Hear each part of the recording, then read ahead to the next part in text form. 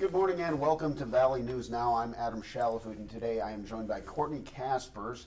Now, Courtney is in pediatric hematology oncology as a registered nurse. Courtney, thank you so much for joining us, and today we're talking about Childhood Cancer Awareness Month. Yes, thanks for having me.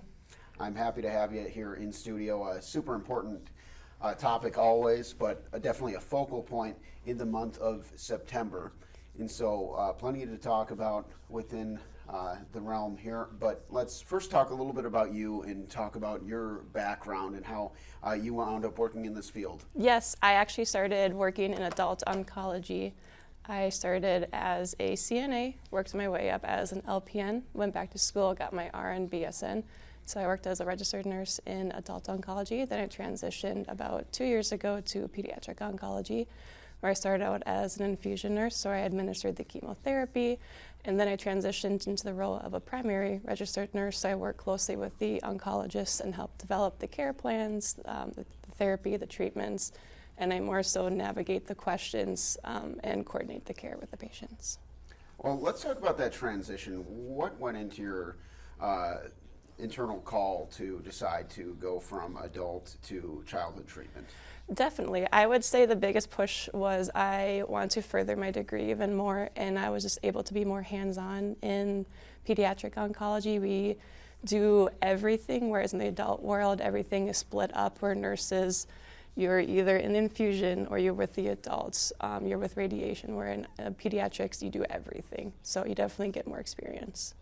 Now, this month, I feel like is an even stronger push as we bring awareness to the topic itself. Now, is this different from a typical month for you? Oh yes, it's a big party. The month of September is a huge party. Up on the unit, there's gold everywhere, gold glitter. We have so much fun. It's a time to raise awareness for childhood cancer. It's a time to, encourage those who are going through treatment right now. It's a time to remember those who have passed.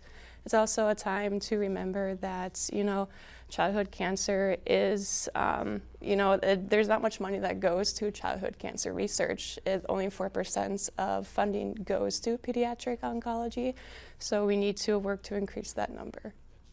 And so what kind of efforts are made to increase that number? Well, we have to get out there. We need to speak. We need to encourage that more funding is put towards pediatric oncology. Since the 1970s, we have been able to decrease the rate of death by 70%. Now imagine what we could do if we could increase how much money and how much funding we put towards childhood cancer research. Now, the obvious challenge is being able to, treat the illness itself. But one of the aspects I imagine would be tremendously difficult as well is just interacting with those families, interacting with those loved ones, and being a source of strength and support. How do you guys navigate that? Well, they definitely don't teach you that in nursing school. Excuse me. Go ahead and get that clip. Don't worry about it.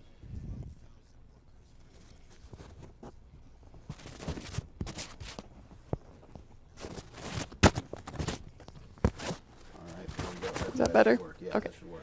They definitely don't teach you that in nursing school. It comes with time. It comes with watching those who have spent more time in the field than you have. But you build and form relationships with your patients, and it comes with trust and empathy, and it comes with time. And what about with the relationships with the patients themselves? Sorry, I just want to make sure this gets it. No problem. We're just going to go on a quick standby, and we'll get that technical difficulty resolved.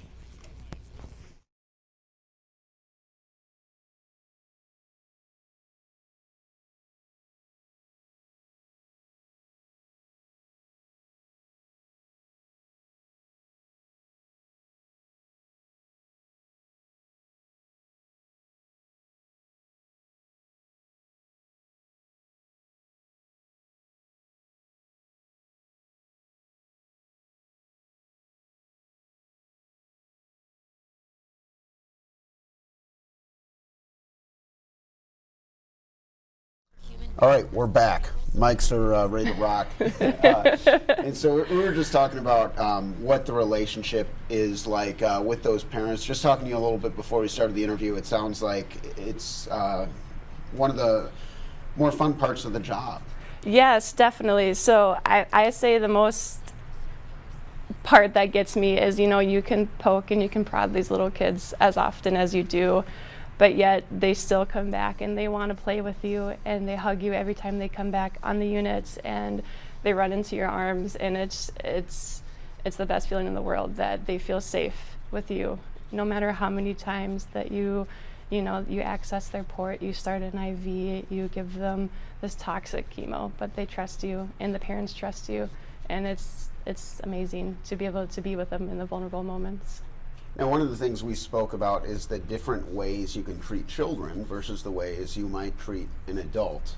Yeah, so actually when we treat kids, we give them much stronger doses of chemotherapy than we do adults, just because they have much healthier organs. Their heart is healthier, their kidneys are healthier, their lungs are healthier, so we give much larger doses than we would adults. And I feel like, just based on our conversation already, the treatment has come a very, very long way over the years. Yes, it has. And actually, for the most part, childhood cancer has a cure rate of about 80%. Our most common form of childhood cancer is blood cancer. So leukemia, ALL is also what we call it. That's not the case for all cancers, but for the most part, childhood cancer does have a cure rate of about 80%. Very good. And I know we've already talked about a lot today. What do you think the most important things people watching at home should know about childhood cancer and Childhood Cancer Month? Just raise awareness. It's not all sad days. We love our glitter. We love our sparkles. We love gold. It's just have fun, raise awareness, and have a good day, because these little kids, they're so strong and they can teach you a lot. Thank you very much. That's Courtney Kaspers, Pediatric Hematology Oncology RN with Sanford. Courtney, thank you so much Thank you for joining me in studio. Appreciate it. That's all for now. Have a good day, and we'll see you next time on Valley News Now.